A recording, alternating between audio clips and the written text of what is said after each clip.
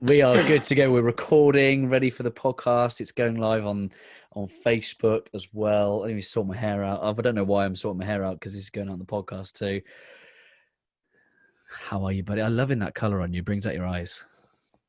Thank you. Yeah, I was going to say something about who. I don't know where I got this shirt. I literally found it in my closet today. Sounds like a sensible place to find it. Right? I mean, versus, dirty clothes. Other than the floor robe.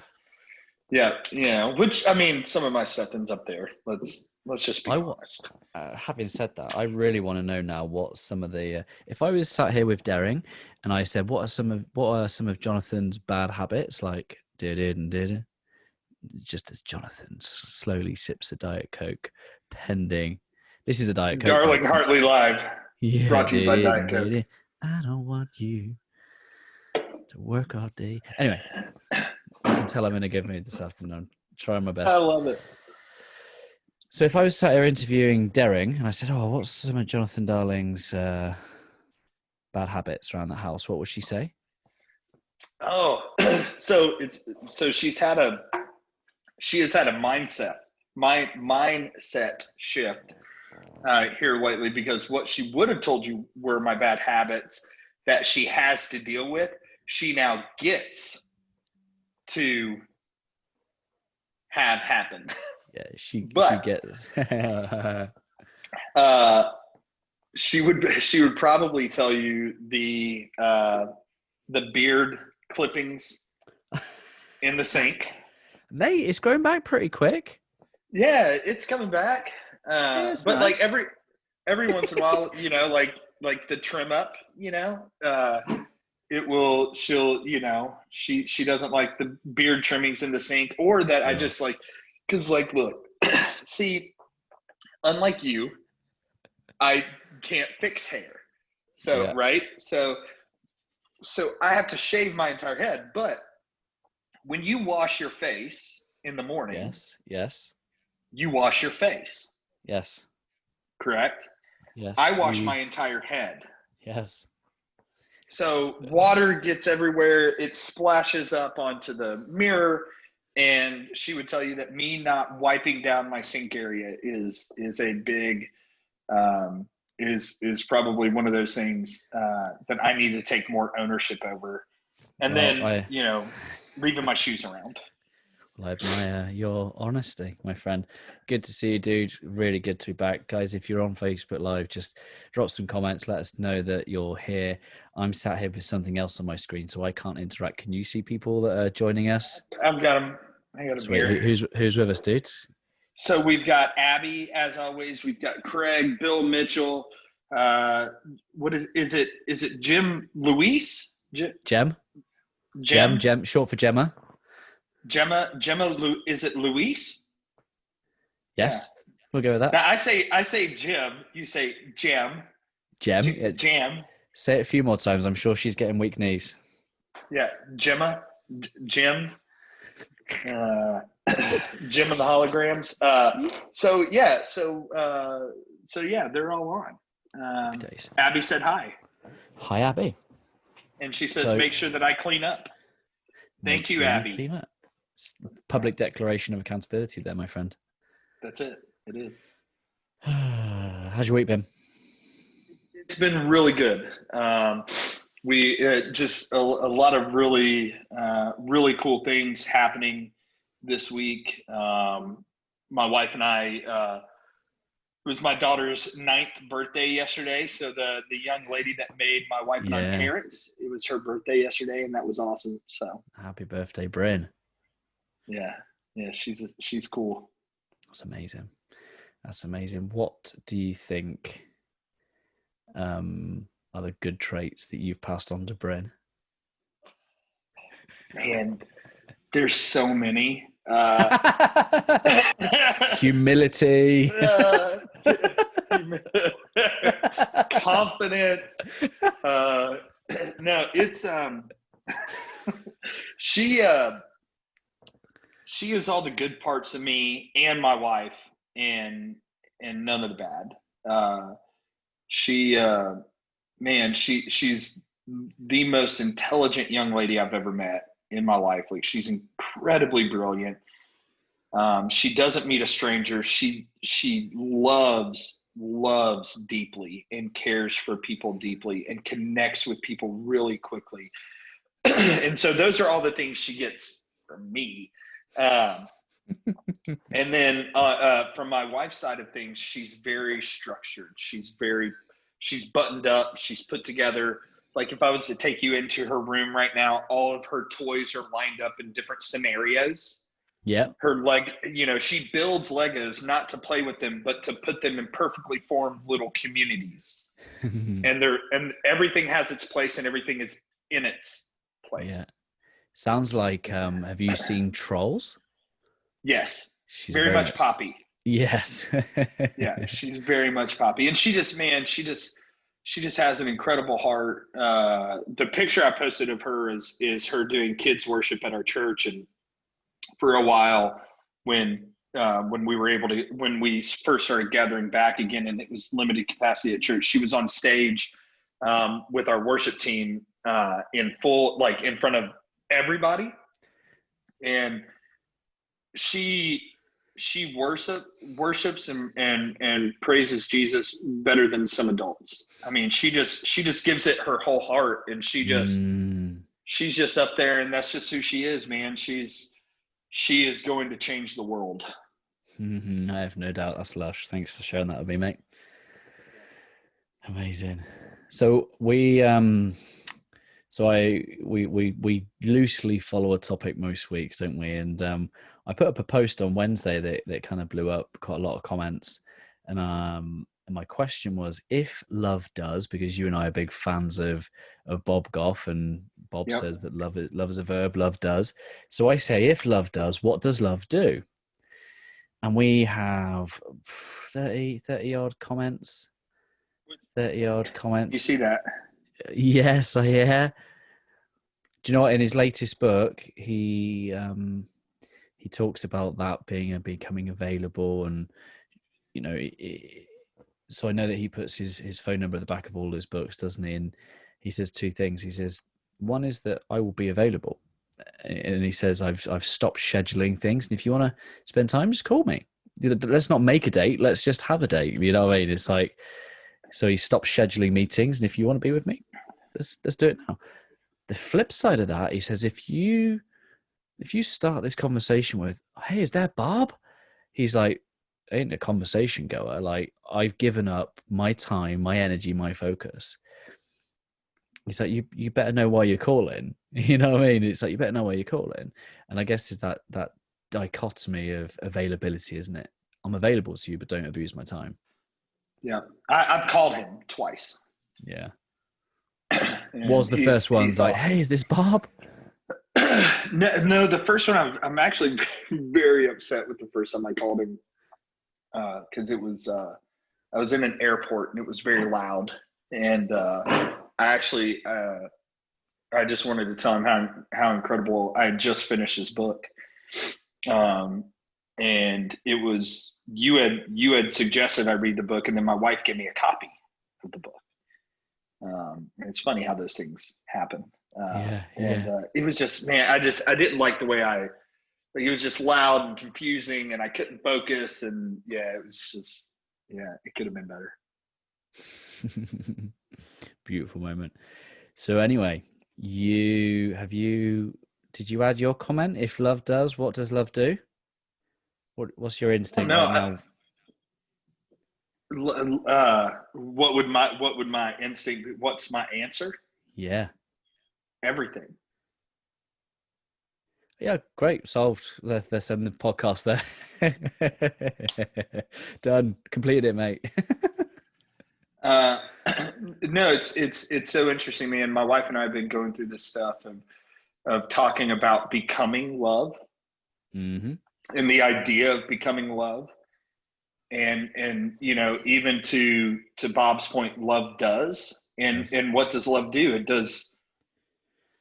does everything. It keeps no record of wrong. It extends itself without expectation of receiving back. It It doesn't look at someone's inadequacy. It looks at their unlimited potential. It doesn't see their faults. It sees their strengths. It doesn't condemn their weaknesses. It caresses them and cares for the weaknesses, and it doesn't judge. It counsels. It does everything. That's beautiful. I still think the word everything is a bit too broad, because that obviously captures the work of the enemy too, but it's true. Yeah. It does everything so good. My mum, here you go. I've taken, so here's all the comments and I'm going through. My mum, Tracy Page, shout out Tracy. She says, makes What up, the Tracy? world, big up Tracy. She says, makes the world a happy place. And I think that's definitely like my source of happy, like my source of like fun, humor, and, well, maybe not my humor, but my sense of optimism. And yeah, shout out mum, makes the world a happy place. And what? This topic is just so interesting. The other day I was watching this thing that my wife and I were supposed to watch.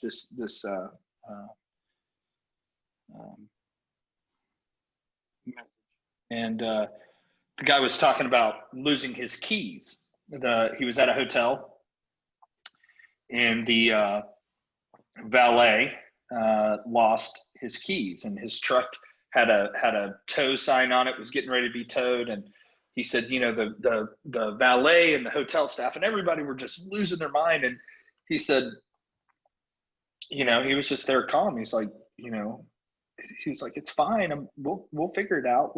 We'll find our key. We'll find my keys. It's okay. And he said, everybody was so worked up in arms, and he said something, and I think it's incredibly interesting. He said, how vulnerable have we made ourselves to where the simple fact of losing our keys not only crushes and destroys our day, but then puts us in a position to where we crush and destroy other people's. Mm-hmm. Mm-hmm. And he said, we've become so vulnerable to the situations that happen to us that then we allow that negativity to flow through us. And he said, love doesn't do that, because love keeps no record of wrong. And it's keys. What's going through my mind now is when police officers are trained to approach violent scenes, they're taught to walk, not run.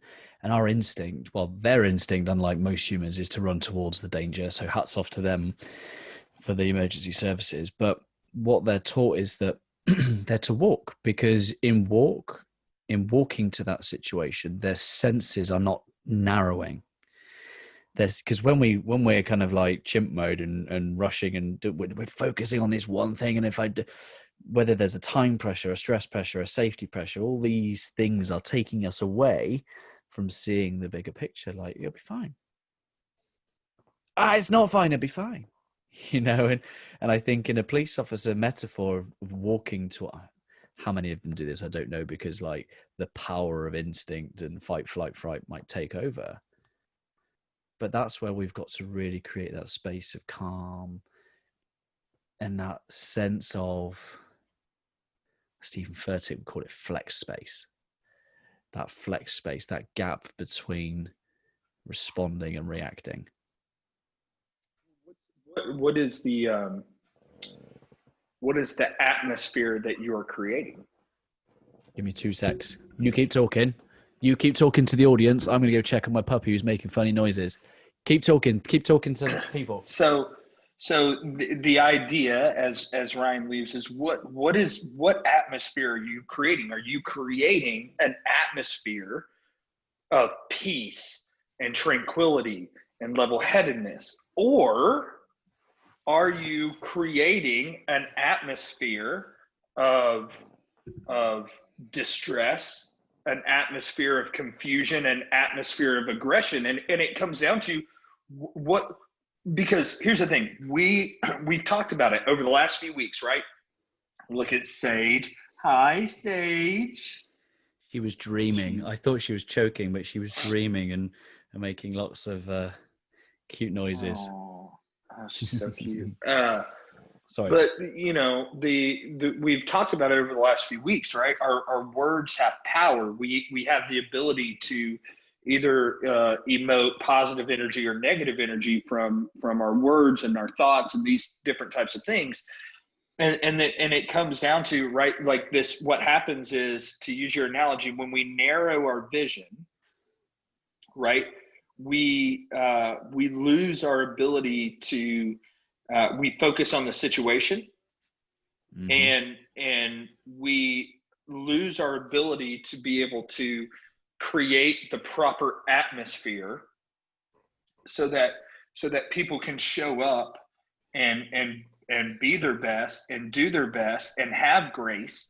And the other part of it too is that you know, we oftentimes, again, we let other people's emotions and or situations dictate our reactions versus allowing who we are and our values and our beliefs and love dictate our actions. Yep. What's the gap in, like, what in your, because I talked about back pain, didn't I? I talked about back pain, and my back pain has definitely been a barrier between reacting and choosing how to respond. And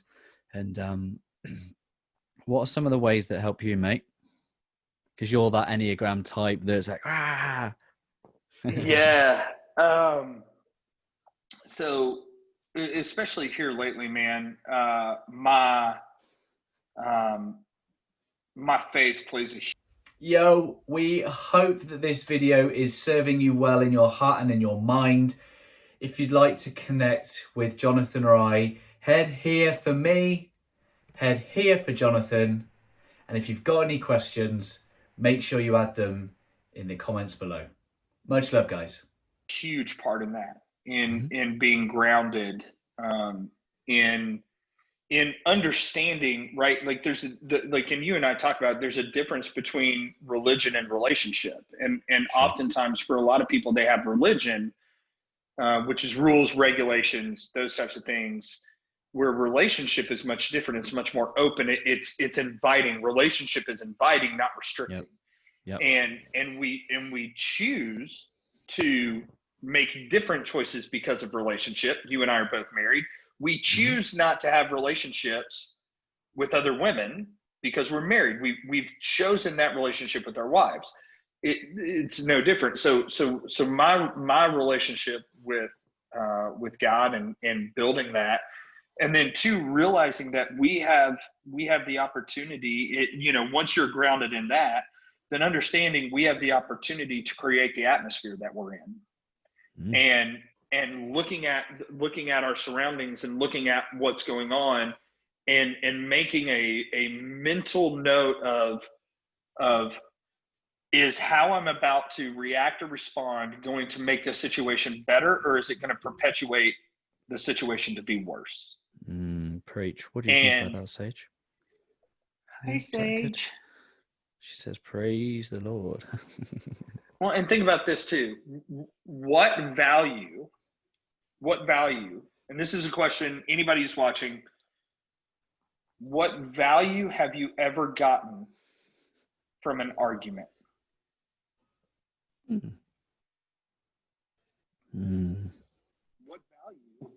value have you ever got from a fight? Yeah, I can't think of anything off the top of my head. I'm gonna give that some thought.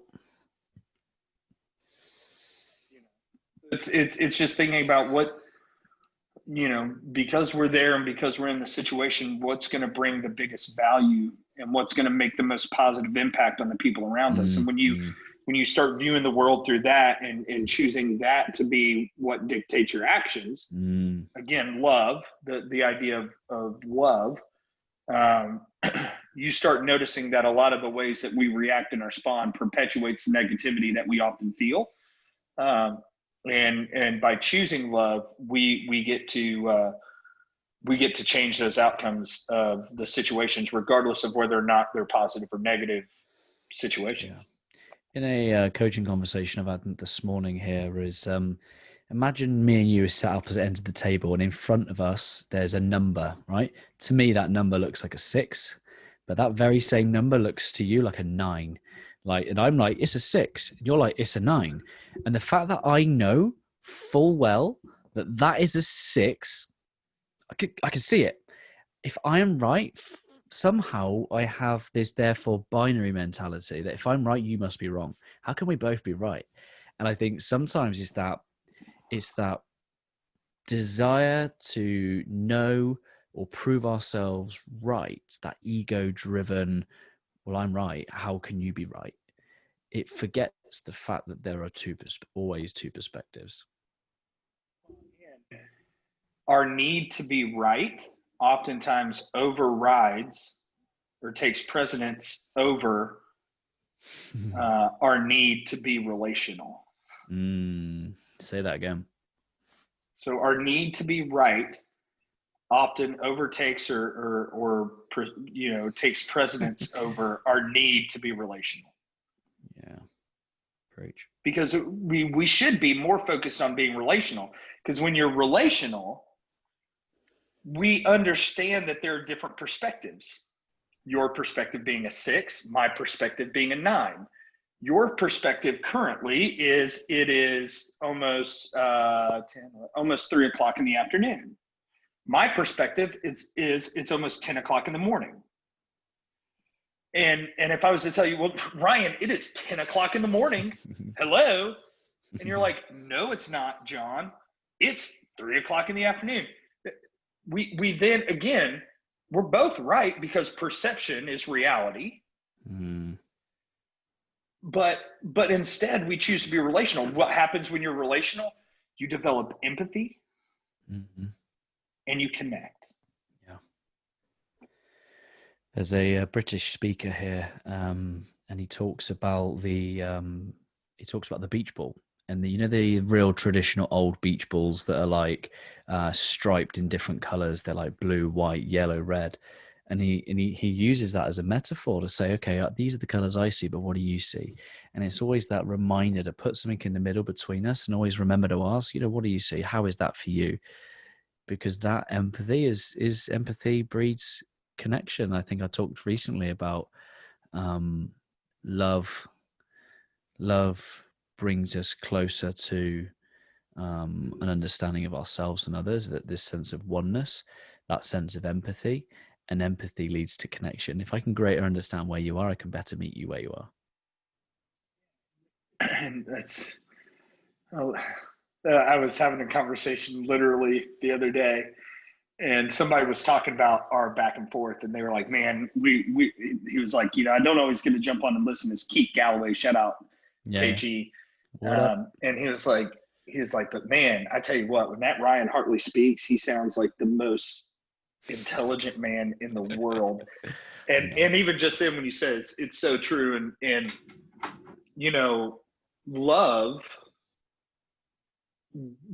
when love does, and we live in a state of perpetuating love to other people, right? When it becomes who we are and not just what we do, love is the foundation in which empathy can be built upon. You cannot look, and this, you and I might disagree on this, and it's okay because it's your perception, and we're relational. It's not about being right, but you cannot have empathy without love.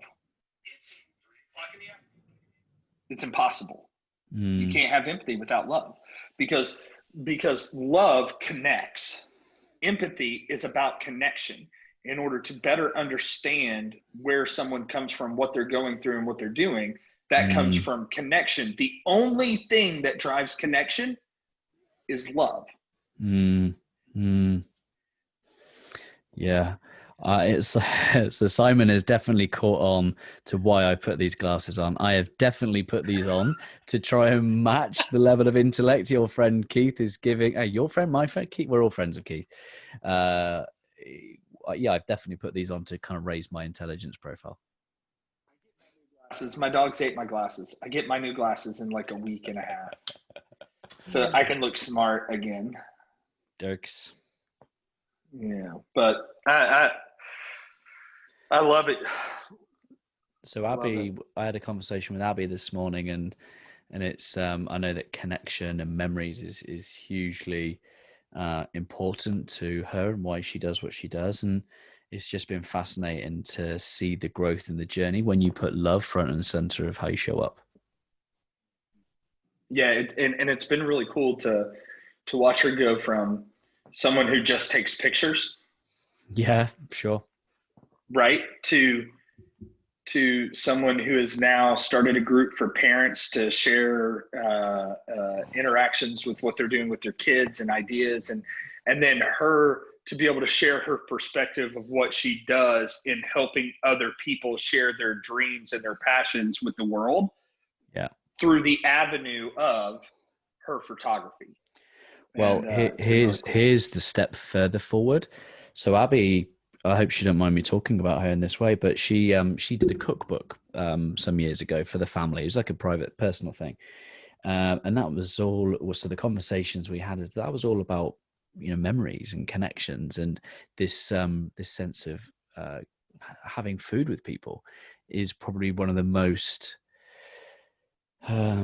overlooked ways of uniting people. It's the form of breaking bread, and I think that's what she's found, is that photography is one way of capturing these memories, but actually you got to create them to start with, and she's really exploring that through creation of food. And yeah, what she's trying to do here in the local Trowbridge community with bringing together those that need love first and foremost, whether that be homeless, whether that be those that can't cook, won't cook, that don't have a support network. Like, it's really admirable, the mission that she's putting herself on right now, and it's fueled by love. Cool. Abby's a rock star. Yep. She's still on. Is she listening? No, she had to. She said there were some distractions going on, so she was gonna come back on later and do a listen. Well, hopefully she enjoys hearing that back, because it's massive. Bill says, Ryan, call me up on this, but look like you've found inner peace, my friend. It's so calming. I'm not sure what you mean, Billy. Come back on, Billy. Actually, Billy, come on to the actual Zoom call. Push the link. Come on the Zoom call. Do it now. Let's go, Bill. Let's go. He's so awesome. I love the other day him posting about finding audiobook and seeing some of the things he's listening to while he's running. And that Living with the Seal book is the audiobook is really fun to listen to. It's really fun. Yeah. Hi, Sage. She's like, Dad, what did you eat? Because I smell it in your beard. You like biting my beard, do you? What time do you need to pick up the children? Well, I need to go in 4 minutes. So how should we end this, mate? So we got one more call. Oh yes, no, I've got to stay. Billy's coming. The kids. Wait. The kids can wait. I can run to school. It's close enough. Here he comes. It's the it's the Miracle there Mile. He is! Hi, mate. He's connecting audio. There we go. Yeehaw! I can't be too long because I've got to go up and get the little one. Same. Good. We can both through. How are you, mate? Yeah, not too bad. On my rest day now. So. Yeah. Tell people very shortly. What have you been pushing yourself with this week? It's all inspired by David Goggins, but I've been basically. I'd said for the first 2 weeks, I'm going to be doing sprints, like 1 mile sprints every day. make myself as soon as I put little one to bed, I go straight out, do a mile sprint, the exact same mile each time, and try and beat my PB and really push myself past my limit. Because the first time I did it, I was pretty shocked. I was kind of like, oh, I'll try and get under 9 minutes. So I did that and I got 8:40, and I was just like, oh, I felt great about it. And after that, 8:29 the next day, it got lower and lower, and I got faster and faster each time, just because I was just pushing myself to the limit every time, and realizing, okay, I'm knackered, I'm breathing. I even scared a few old ladies, just making a lot of noise, running past them. So I got slowed down a few times, but I never went slower than the day before. So and you'll love this, always better than yesterday, every single time I did it.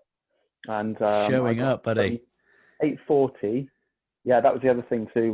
Keep showing up and keep not so much doing live, but videos and like updating little check-ins. And and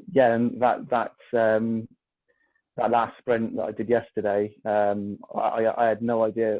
I got into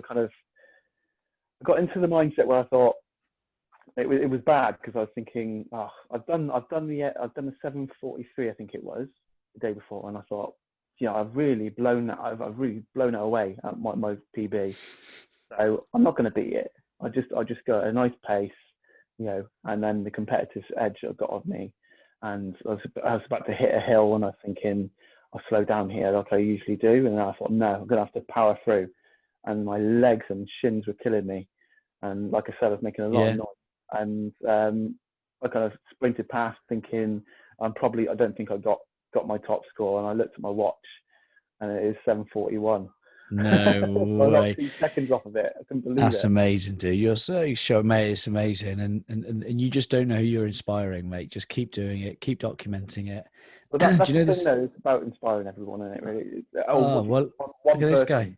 Look at this guy. JD's inspired. I'm inspired, and that's it. You surround yourself with good people. It's just like ripple effect, like you usually talk about, mate. It's that you need to surround yourself with good people, and what brings you up brings others up. But one of the stories I really liked in David Goggins' book is about what you were just saying. It was when it was after one of his crazy ultras, I think, the Hurt 100 or something, and then he was supporting his mum and his wife to run a marathon. There was no way he was going to run it to try and qualify for another event, and he couldn't walk that week. Yeah. And he said that the scary thing is that the minute the gun sounded, like for his wife and his mum, like he found himself sprinting and he's like, it was just like Pavlov's dog. The minute he just, and he said he ran a 6.5 minute mile marathon or something like that. Like dipped in a cookie jar. And just think the week before he couldn't walk. Like he's saying we are so capable of much more than we give ourselves credit for. Definitely. I've really learned that over this last couple of weeks. Well, let's bring this to a close, because we will have children that are wanting to get home without our presence on a Friday. Billy, really good to see you, mate. Thank you so much for joining us. JD, do you want to wrap it up, mate? You want to say anything? Just, Bill, it might not be about inspiration, but that's what you do, bro. So keep it up. It is all about inspiration, mate. Do you know what the word inspire means? I couldn't put it into words, to be honest. The word inspire means to breathe life. So what you do breathes life into people. The word inspire breathes life into people. And you think about all these jobs that we hate, think about all this stuff on social that we don't like. It literally sucks the life out of us. And we need people like you that are going to breathe the life into us. So keep doing what you're doing, my friend. Thanks, guys. Until next time, last one next week, mate. Let's get some good people on. I say that, I didn't mean it like we haven't had good people on. Let's make sure we have a celebration. Let's make sure we have a party.